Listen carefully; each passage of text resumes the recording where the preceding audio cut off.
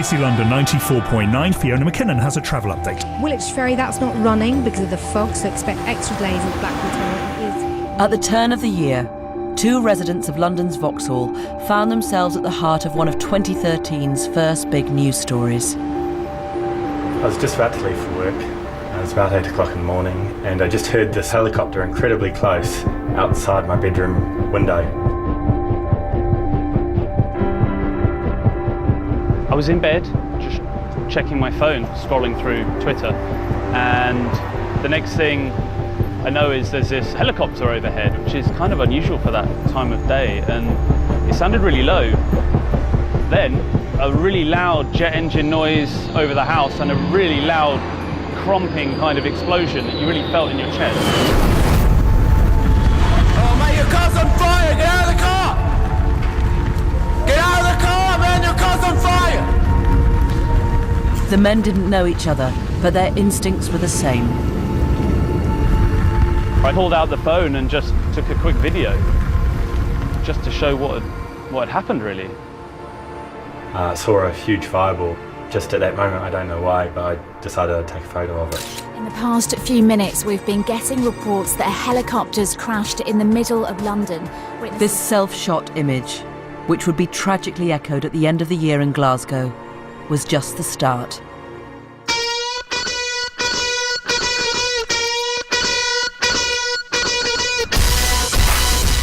"2013 was the year which put picture power in the hands of the people as never before. It gave us the selfie, the ultimate self-shot, self-published image. The first official royal photo, courtesy of a proud granddad. And the moment the year's #1 sporting hero turned his back on the press to give his fans the money shot.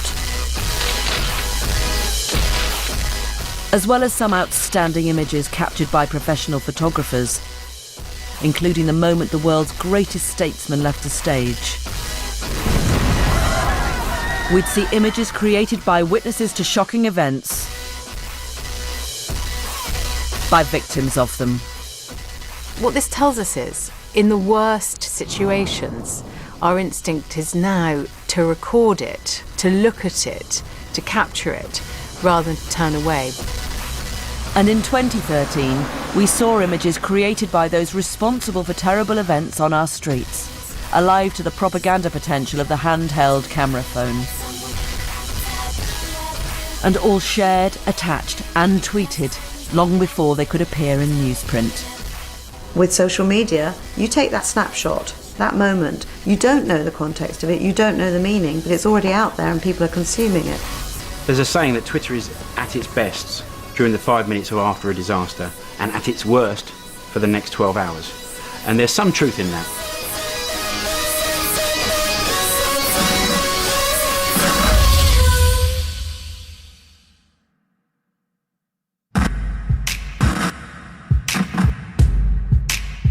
I, Barack Hussein Obama, do solemnly swear.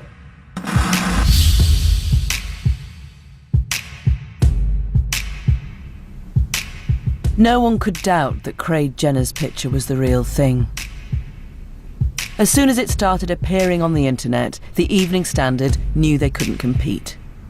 Just getting pictures through on Twitter this morning, actually, of those scenes in Vauxhall where a helicopter is reported to have crashed this morning, according to a witness we spoke to just now. We had photographers on the ground, but by the time they had got to the scene, everywhere was cordoned off.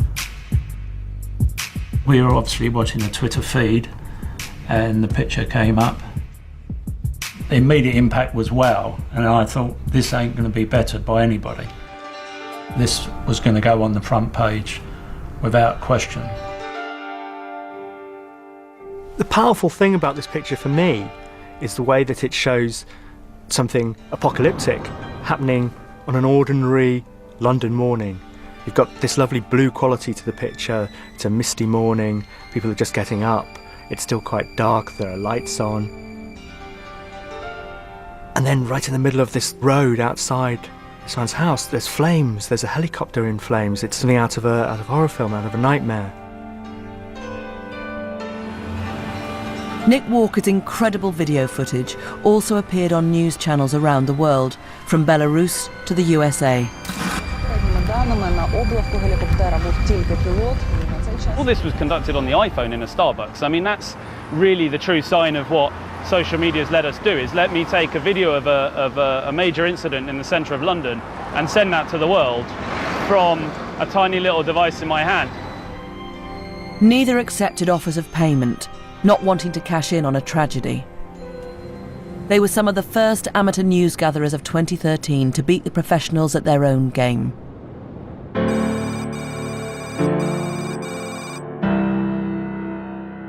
Emergency crews in southeastern Australia are racing to contain bushfires ahead of more very hot weather. On the other side of the world, there were devastating forest fires in Tasmania. These outbreaks are an unpredictable enemy and can turn in devastating fashion on the whim of the winds. Grandparents Tim and Tammy Holmes and their 5 grandchildren were forced out by the flames. I looked up to the hills and saw the flames licking over the crest of the hill. That was a very memorable sight, one that I'll never forget, of seeing the air, just a gas burning in the air, like a great gas burner. The pictures taken on their mobile phone as the flames surrounded them amazed the world. Tammy said, "Nobody will ever believe what we're seeing. Take some pictures with my phone."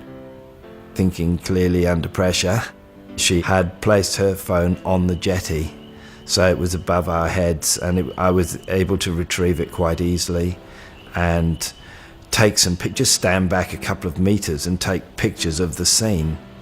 And you know, those pictures have told the story better than I can in words.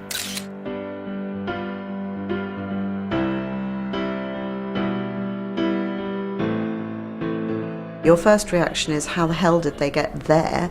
What would you do? And it's like Dante's Inferno. You think, well, what would my reaction be? And they're sort of in the water, but then what? And it makes you ask 1,000 questions. You don't just want to vanish, you want to leave a record. Maybe at some dark place in this man's mind, supposing they had all perished, perhaps the camera would have survived, perhaps these images would have survived. Like a message in a bottle.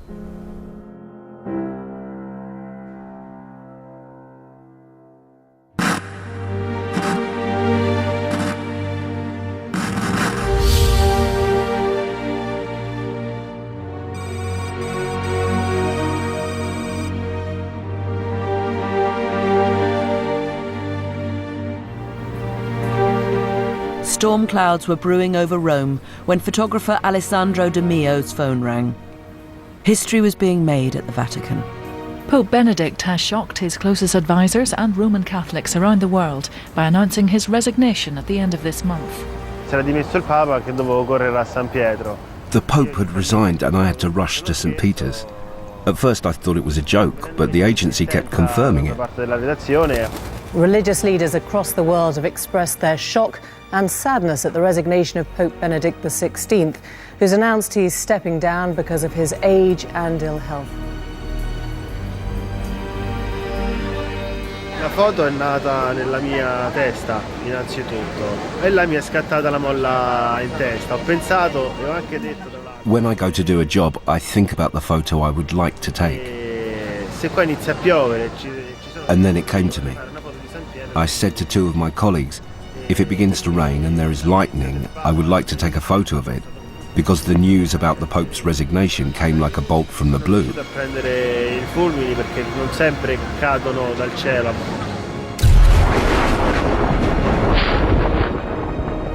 Avevo tutte le gocce di pioggia. For 40 minutes or so, I didn't manage to shoot any lightning, as it doesn't happen all the time. I took a cloth to clean my lens, and while I was doing it, a lightning bolt struck the dome.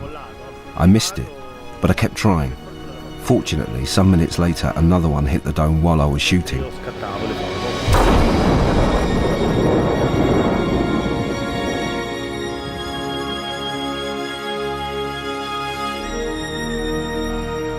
For some, Alessandro's pictures were too good to be true. With photoshopped imagery everywhere in 2013, was this just another fake?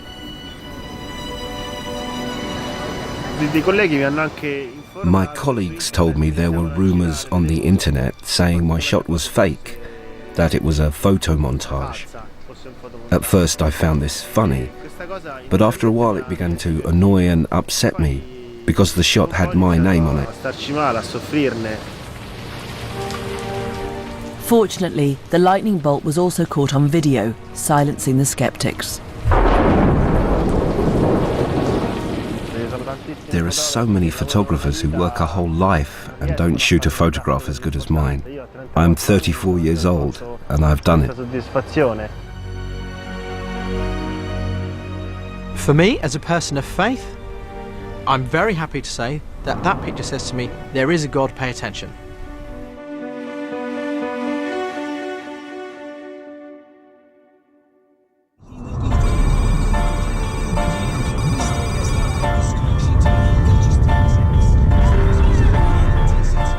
In Chelyabinsk, Russia, further proof of the growing power of the digital lens in 2013. A falling meteor, captured automatically by dashboard cameras installed to foil corrupt traffic police. Photographed by many people, the photographs are immediately shared all over the world. They are transmitted all over the world. You're no longer in the world which we were throughout much of the 20th century, when different parts of the world were divided, closed off from each other.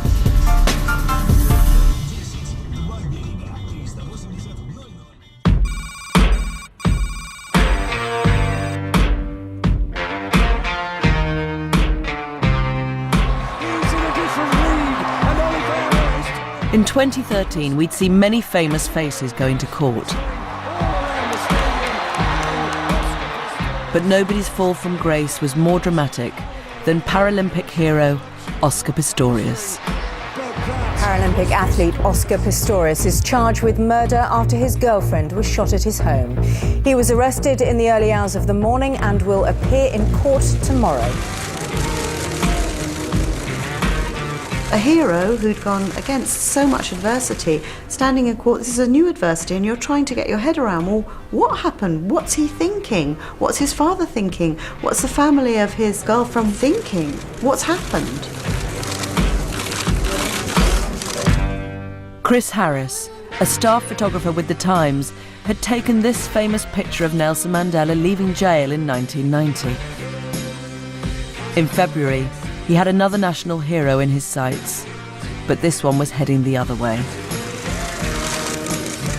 It almost never happened, though. Cameras are often allowed in South African courts before the judge enters. But there was a problem. I phoned as soon as I got to the court and said, look, we're in time, but, the bad news is I don't think I'm going to get in. It was absolutely packed with journalists. Undeterred, Chris Harris stood on a chair, which he requisitioned from inside, and poked his lens up against a window. He just wanted to cry his eyes out. His face kind of screwed up as though he was about to burst into tears. No tears came, though. And he just looked forward and pushed his hands over his eyes like this. Seemed that the realization, everything that had happened, caught up with him. That was the moment for me. In most UK courts, an artist can only sketch defendants. South Africa's more liberal policy allowed us a privileged insight into the drama of the courtroom. The image of his father reaching out to him and Oscar not actually reaching back or leaning towards his father, I think is very painful to watch. Anybody who's been in a situation where their son or the child may have fallen, the instinctive reaction of a parent is to help them back to their feet and is to put their arm around them. And the picture almost screamed out and said, "Don't help me."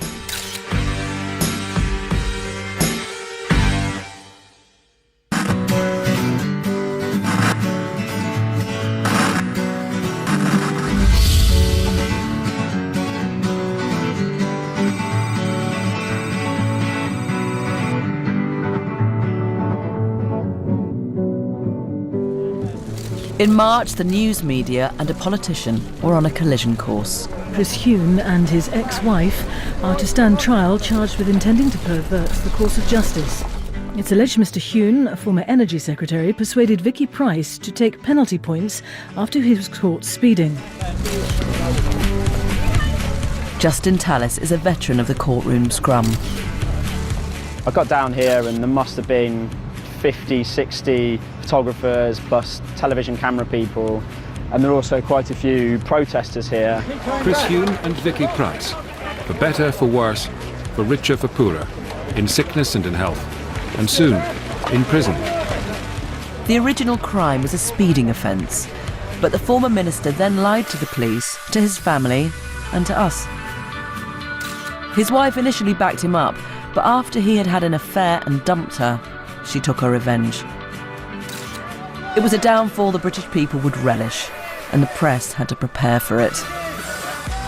I saw if I could come in from the side, I could maybe get a media picture of media here, photographers, lenders, TV camera people, and Chris Huhne walking here.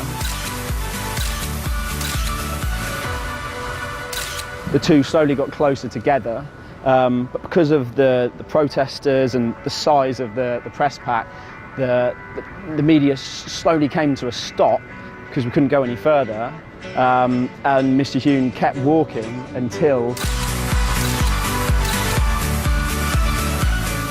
There's 1,000 emotions that picture and his stern reaction to it elicits, and that's why that picture is very powerful. If you're trying to be provocative, and we are in our hello world, wake up, look at these stories, then that's a very, very powerful image because it's already telling you 1,000 things before you even bothered to read the first 6 words. Well, I think a good picture usually encompasses as many elements as the story as possible. So if you look at the picture, you have a camera on the left, which, you know, the story was about a speed camera. You have the police officer in the middle, and, you know, the issue is with the law here. And then you have Mr. Huhne with a crooked nose, a politician who's done wrong, on the right-hand side. You can spend all day waiting to find a picture. You can show your selection to the editor, and you just, you know, say, oh, I'm not happy about this, or I don't think I've got the one image. But that came in, I don't know, say 12:30, 1 o'clock in the afternoon. Instantly, you show it to the editor. You know that your job's done for the day. As a man of faith, as a man who preaches peace and tolerance, it would be completely unbecoming for me to say, Chris Huhne, you completely deserve this. So I won't. Chris Huhne, you completely deserve this. Jail wasn't the end of it. Both Huhne and Pryce would be caught by long lenses as they saw out their sentences in open prisons. They protested that their privacy had been invaded. The Press Complaints Commission disagreed, and the pair were accused of using the media when it suited them and crying foul when it didn't.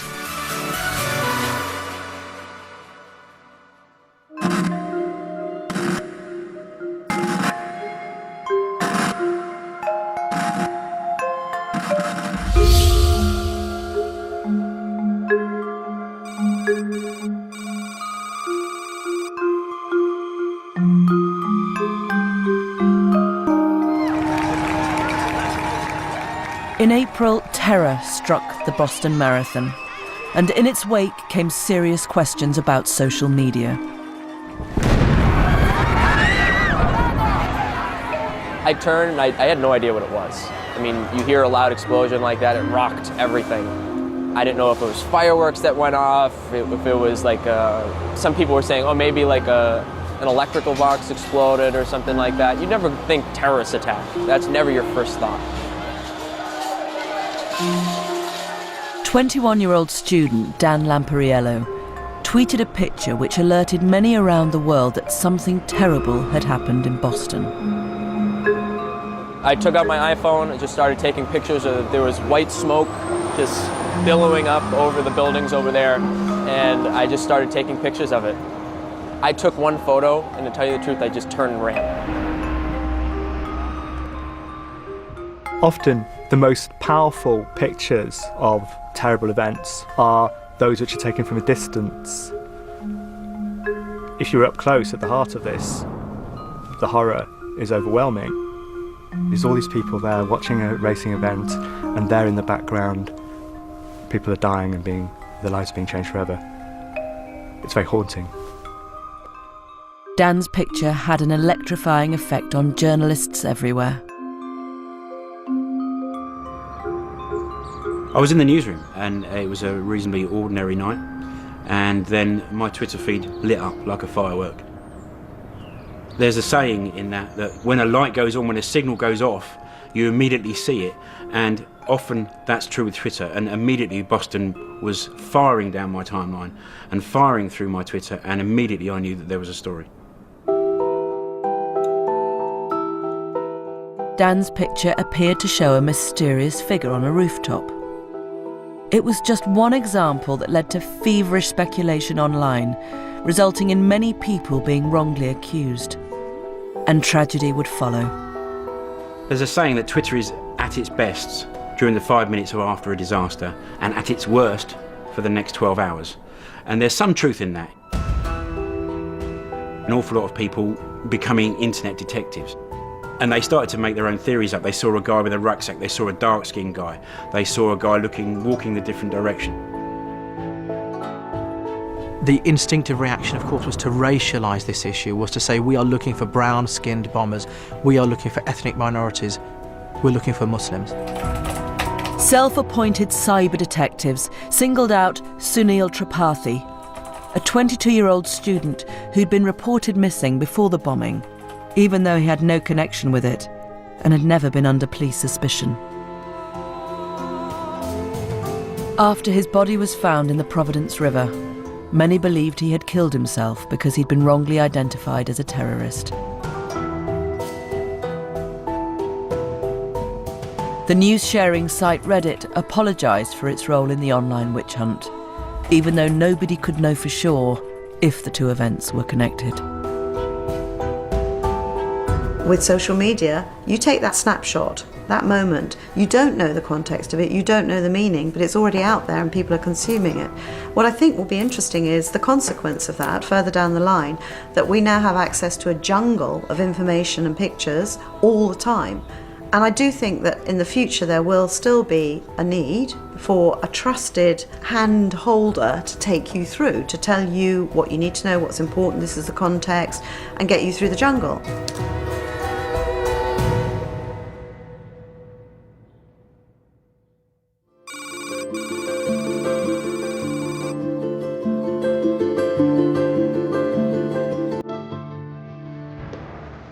Some news events are long planned for, but can still throw up surprising images.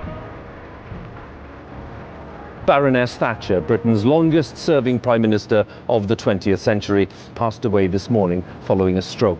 There'll be a funeral at St. Paul's Cathedral with full military honours. The funny thing about Margaret Thatcher's funeral was that, in a way, the emotion was quite unexpected.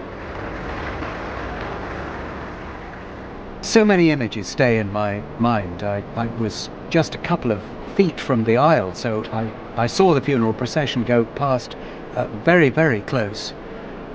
Prince Philip, with a glassy stare ahead of him, just a tiny drop of moisture on the end of his nose.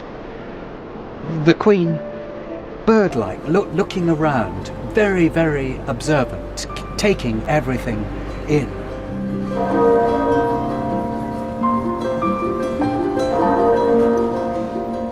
But who would have predicted which pictures would be the most talked about? For debating policies and legacy, for assessing the impact. We're all watching it on TV, and halfway through the service, the camera panned round of the people who were in the congregation, and there's George.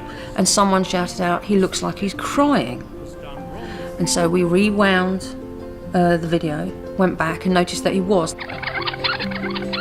We don't do this often at the Times, and that's a grab off moving footage. So the quality's not great, but it's enough to actually show that he is crying. So, and basically that's how we got it. We nicked it off the BBC. The great thing about that picture is, really? He's crying? Good grief. And you just think, then it's powerful. it becomes a talking point, and you could put that in any newspaper, any magazine, on TV. You can put it anywhere because it's a talking point, because you think, but I didn't think British politicians showed emotions, especially not men. And him? Look, he's crying. That's a talking point. I'm not altogether surprised that the image made the news because, well, it's quite a thing to see a Chancellor, who has to be a fairly unsentimental man, with a tear in his eye. I thought it was rather good for George Osborne, because one has to see him. As a bean counter, that's what Chancellors are supposed to do. But to see him just as caught up as everybody else in the emotion, well, it humanised him for me, and I think for a lot of other people too. There were others who were more cynical. Who will win? That's the big question. Well, Olivia Colman is up for a couple. If she doesn't win, there'll be tears. She's sort of like George Osborne, isn't she? Yeah. Except she's good at something and people like her. When I saw the picture of George Osborne crying, I was incensed. This is the man who has presided over welfare reforms and cuts which have devastated the lives of people. And I'm not sure if I've ever seen any public remorse for any of those things. However, when Maggie died, he's crying. Some speculated that it was bad economic news that brought a tear to his eye, but his own account was straightforward. We did see you weeping at the funeral. Huge amount of coverage of that, of course. Well, I was caught on camera, so I can't deny that it. No, but I just want. Yes, I welled up a bit because I thought it was a very emotional and moving occasion, and at times overwhelming.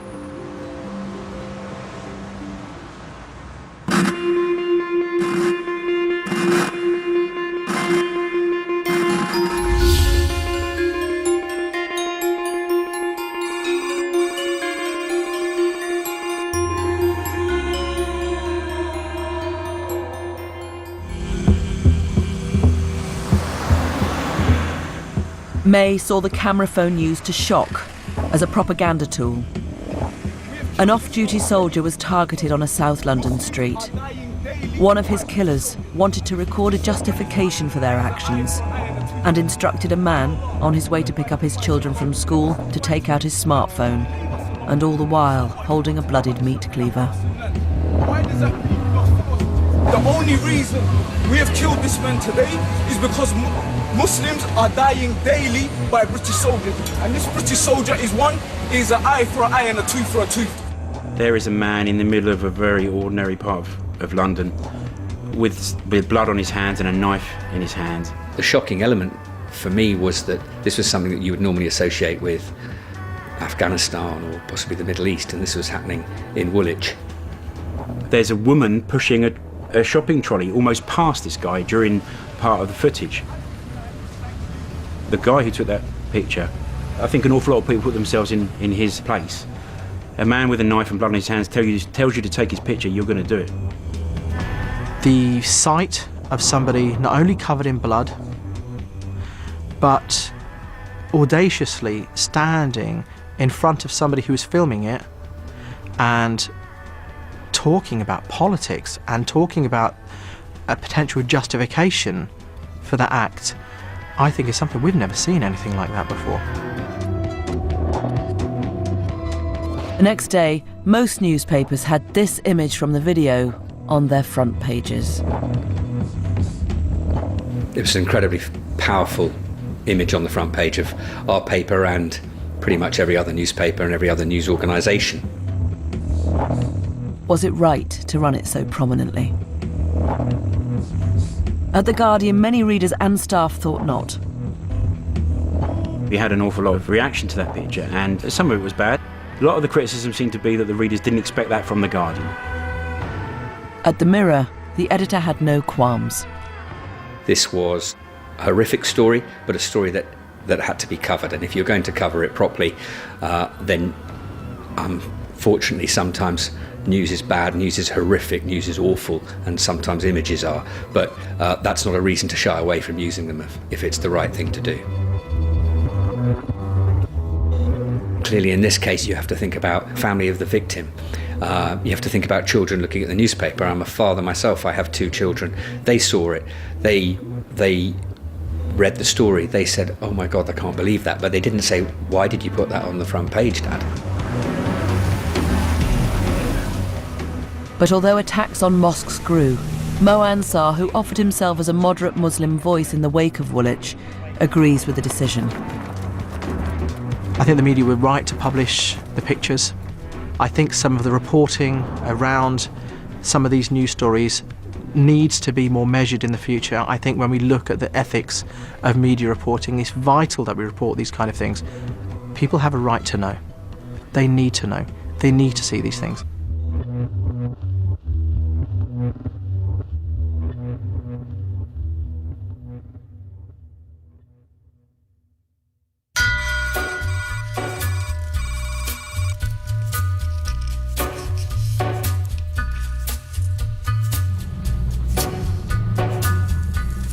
On the 20th of May, a tornado struck Oklahoma City. And while the news helicopters excelled at showing the scale of the devastation, it took this picture to remind us of the power of still photography. One of the things that a real photographer can do, and that this picture does so greatly, is actually put emotion. It's not just a dead lens taking the picture. It's not a machine taking the picture. It's a human being taking the picture.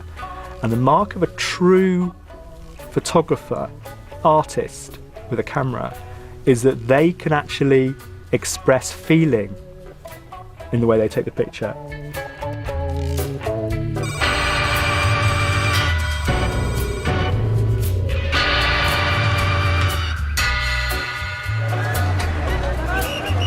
In April, a garment factory collapsed in Dhaka, Bangladesh, killing over 1,000 people. But it wasn't until May, when this picture emerged of teenager Reshma Begum, that the story made the front pages. She'd been trapped for 17 days. When they pulled Reshma out of the rubble, suddenly this story became about a person. We were able to identify with somebody. We were able to really feel the pain and suffering of somebody. And I think if it wasn't for Reshma and others who were pulled out of the rubble at that time, I'm not quite sure whether that story would have had the same impact on us as it did.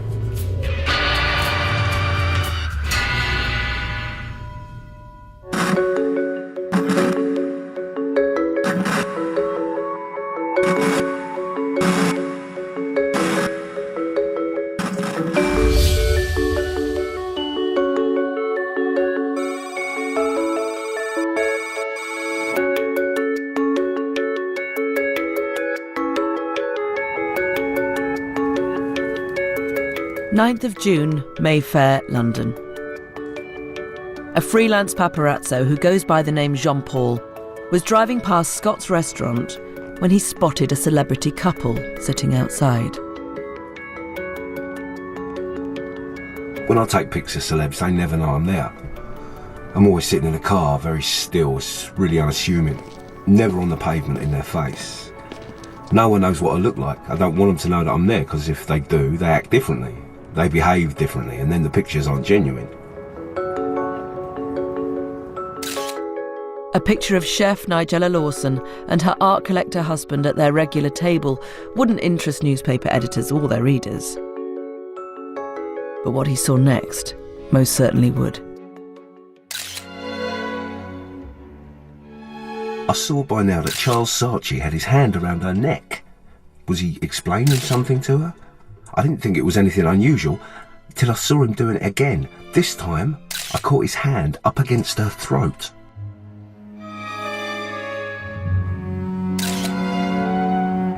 Jean-Paul took more than 350 photographs. He knew he had something special, and he knew who to take them to. An old-fashioned Sunday tabloid looking to exploit the demise of the news of the world. The word was that the People were looking for a big splash. They had a new editor and they were going to relaunch. They needed a massive scoop. It was a flagging newspaper. Most people thought it had folded. It was my first week in the job here, and Our picture editor was given from a paparazzi a set of pictures halfway through the week for a Sunday paper, knowing that there was a new boss who would need to be impressed. I was given a quarter of an hour to make our minds up, and I had to go down with a begging bowl to make sure that we had the money to do that to management here. In my first week I thought I'd probably get away with that, and I did. £16,000 was the sum she extracted from the bosses. Arguably a bargain, given the picture's impact for the paper and Mirror Online. On day one, we were up to about 10 million page impressions, and by day two, it's over 30 million people had come to look at those pictures. And you think, how did 30 million people know? They were in America, they were in Canada, they were in China. People were coming from all over the place to look at these pictures. Charles Saatchi, who accepted a police caution, said the images were completely misleading. Much to his anger, Nigella stayed silent, and the couple divorced just weeks later. Those pictures would be back.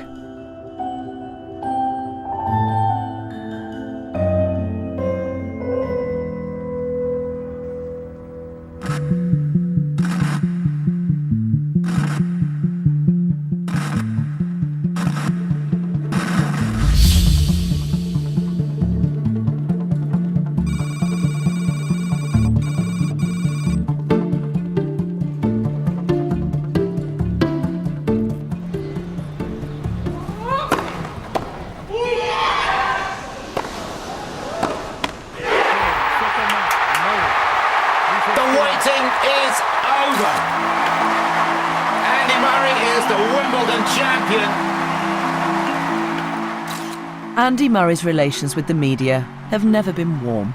And whether by accident or design, at his moment of triumph at Wimbledon, he turned his back on the ranks of professional photographers and faced an IT consultant from Surbiton. You can see that he's just kind of just amazed by it all, and then suddenly he just really just starts roaring at the crowd. Chris has his wife to thank for a still that had the professionals cursing. My wife suddenly thought, actually, let's take the camera, because often it's one of those things where you forget to take the camera with you. It was only after he got home that night he realised what he'd got. We started looking through the shots. I was amazed by the pictures, really. I just thought, wow, these are did I take these?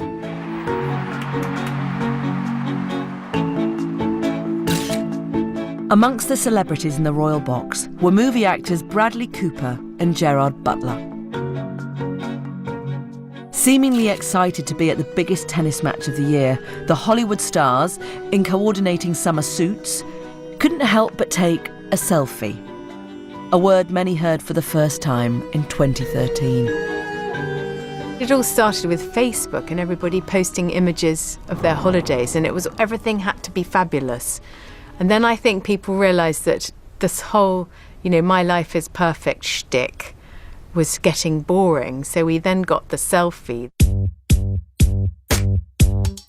It's given us a new glimpse into the lives of the rich and famous, even the Prime Minister. But we've all been in on the craze. Silly, spontaneous, and always with an obligatory arm holding the camera phone. More than half of us have taken one, and a surprising number have taken a sexy one. Uploaded to Instagram and other picture-sharing sites, they say, look at us, this is who we are, this is where we are, and this is who we are with.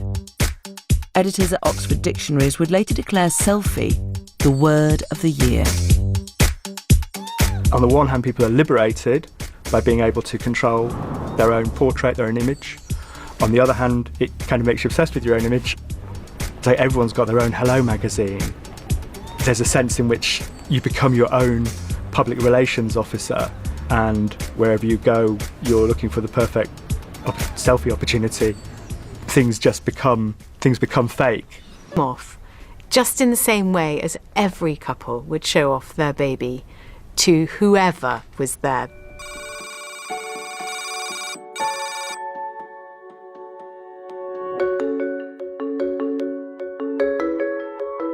Four weeks later, Kensington Palace issued a press release. When you get a note to say there's going to be a picture today, and it can't go out until midnight, and you think, oh, God, you've definitely got your front page, that's great.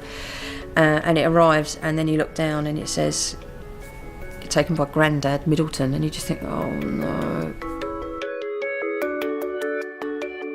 Okay, everyone loves a baby. It's understandable. I'm not against it. But I think it all kind of went wrong with this picture. They could have had Mario Testino. They could have had any photographer in the world take the picture. And frankly, there's a sense in which they should, because their job is to be glamorous. So, you know, do that, be royal. Fair play to him. He must have been so nervous taking it. To get two kings in the picture is not something you do every day. That just looks like a really young, nice, happy family, and it's a lovely picture, and the dog's brilliant as well.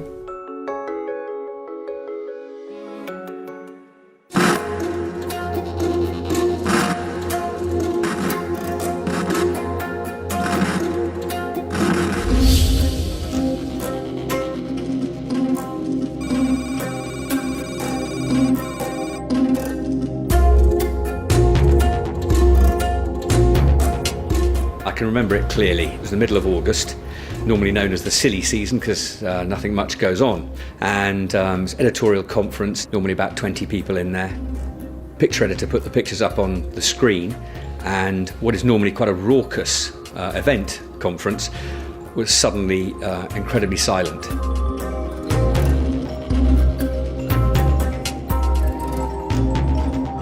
On the 22nd of August, the Daily Mirror took the bold step of devoting its front page to this scene of a sarin gas attack on a village east of Damascus in Syria.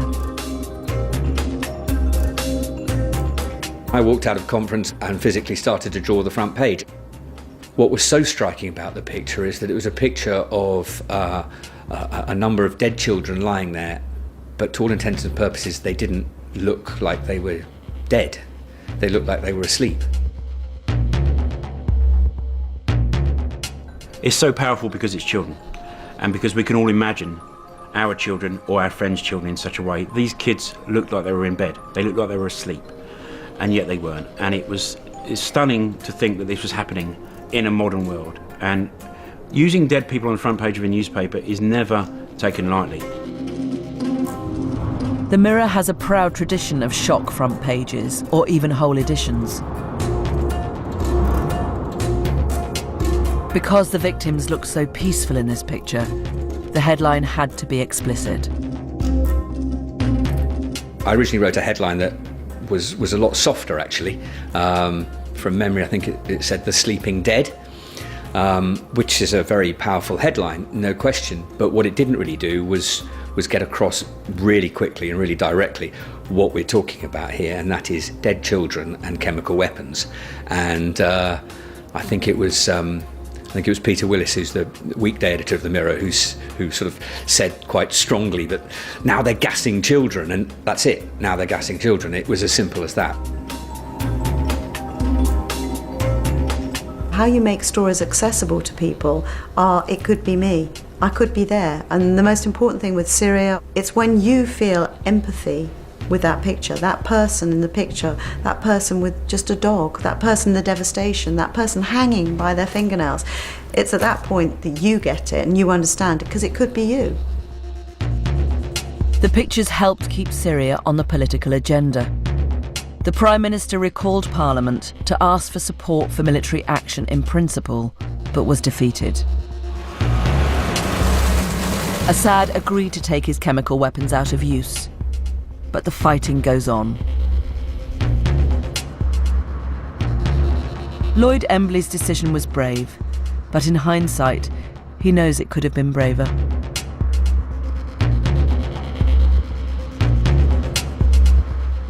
I do have one regret, and that is that I didn't have the conviction to wipe out the entire front page. Right at the top of the front page, there was a Simon Cowell blurb and a Colleen blurb, and if I were doing it again, I would have taken the whole of the front page. I think that probably indicates how we possibly thought it might impact on our sales. But that's the regret.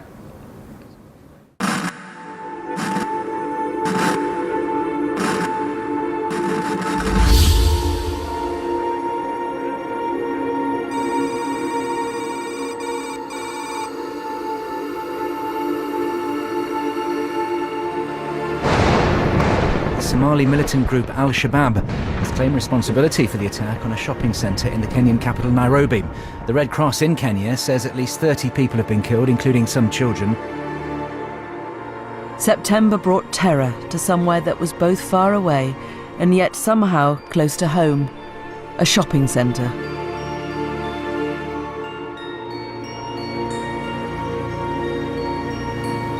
Couldn't believe what I saw. The most striking image was of the man trying to hug.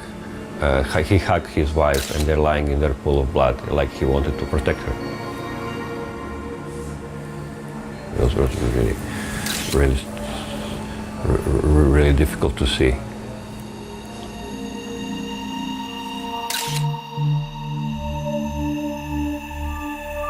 Goran Tomasevic has been photographing war zones for more than 20 years.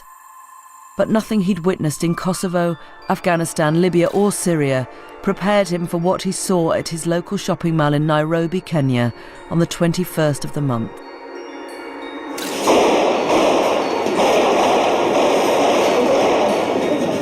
I was surprised this happening in a shopping mall. I could see immediately it was not a war, it was executions, and it was slaughtering people.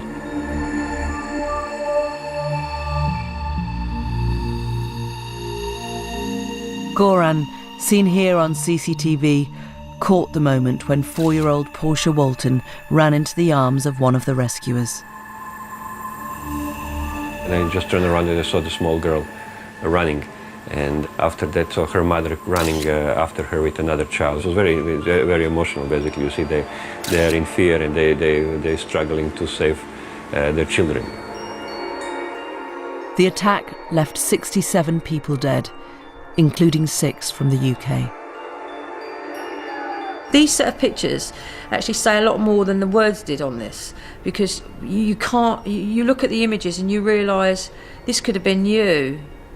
This could happen anywhere. And the trauma and the pain and the children's faces and just the sheer panic, you can't say that in words, and that's why these pictures are so strong. Terrorists understand the proliferation of images, and they understand if they do something, it doesn't have to be that big a thing. So long as it's horrific, so long as it's a shock, so long as it's terrifying. We all, in some sense, collude with it.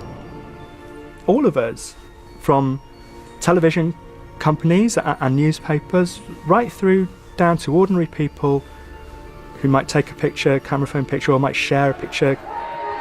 We can now feast on images as never before. And terrorism is the dark side of that feast.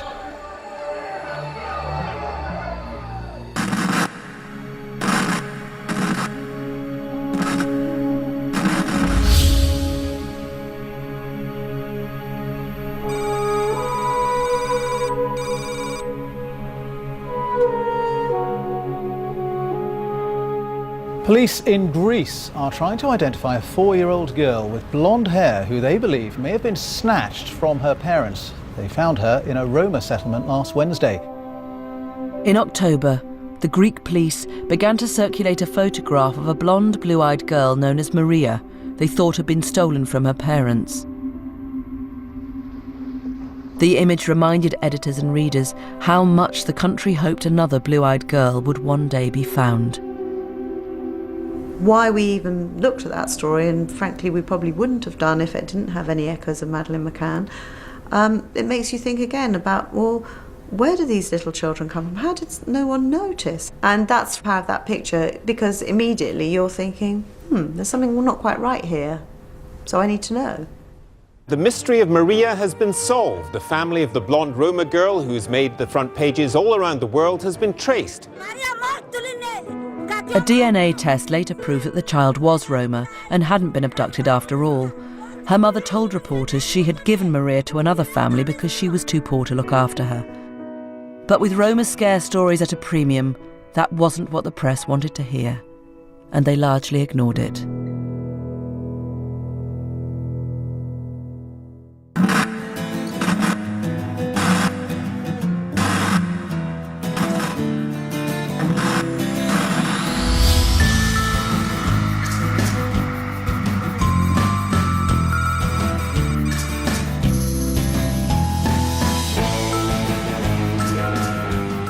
Hundreds of thousands of people across the Philippines have been forced from their homes by the impact of what could be the most powerful storm on record. Typhoon Haiyan flattened houses, brought down power lines and caused floods. When Typhoon Haiyan struck the coast of the Philippines in November, over 6,000 people were killed. It was the worst typhoon in the country's history.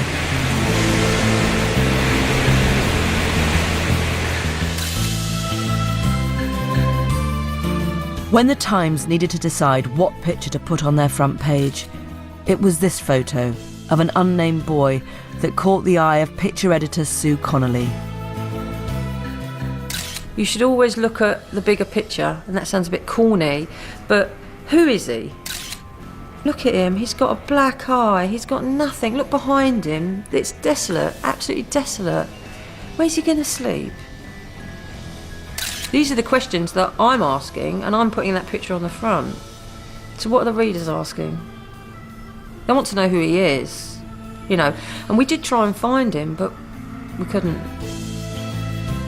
But in this digital age, anything is possible. After the photo appeared on an appeals poster, an online campaign started. A Dutch journalist, Wouter van Cleef, tracked down the boy with the help of Facebook users. Joshua Cater is 11 years old. When the storm surge struck, he held onto a piece of plywood to keep himself afloat. His mother and sister died, but his father survived. You wouldn't walk past someone in the street and leave them lying there. You pick them up and help them. And that's what good photography is about, is that it explains it to you, it draws you in. Makes you look at a picture, makes you think about it.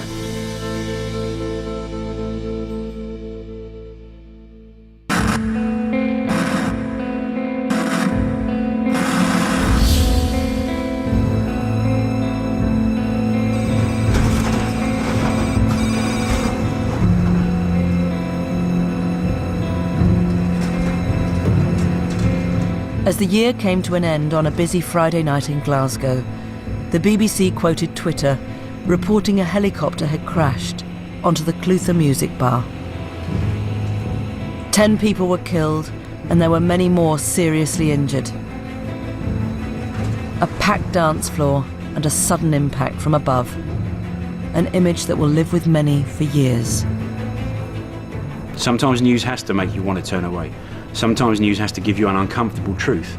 And sometimes news has to make you put yourself into a position that you wouldn't want to be in. And those pictures were exactly that. A complete horror in a very ordinary situation. Something that you wouldn't imagine would happen has happened. And that's what pictures can do. That's the power of a news picture. It can put you in a place where you don't want to be and yet you can't help but think about.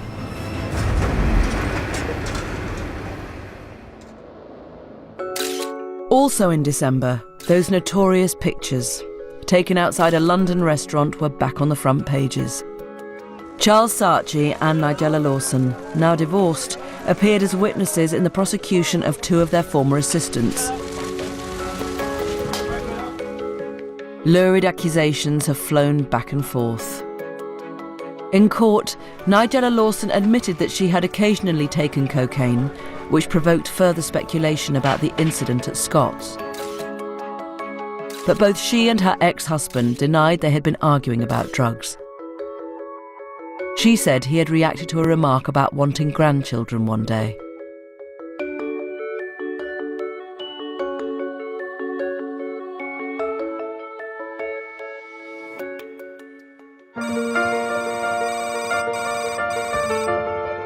The last image of the year dated back more than 2 decades and showed the outstanding impact Nelson Mandela made in life and in death. Nelson Mandela is overleden. Oud-president van... Nelson Mandela, the father of modern South Africa, the country's first black president, has died. He was 95. Regardless of who took them, international news crews or the people who came to pay their respects, these pictures paid tribute to a man whose image remains the most enduring of our times. Only his death could bring so many of the world's leaders and celebrities to one place, and yet mean so much to millions of us in all corners of the globe. And it was precisely because he could admit to imperfection, because he could be so full of good humor, even mischief, despite the heavy burdens that he carried, that we loved him so. There was even time for a frivolous moment that would no doubt have drawn out one of his famous smiles. On Sunday the 15th of December, South Africa's father of the nation was buried in his village of Kunu. As a year that brought a civil war abroad and terrorism at home came to an end, his message of hope and reconciliation had never been more needed.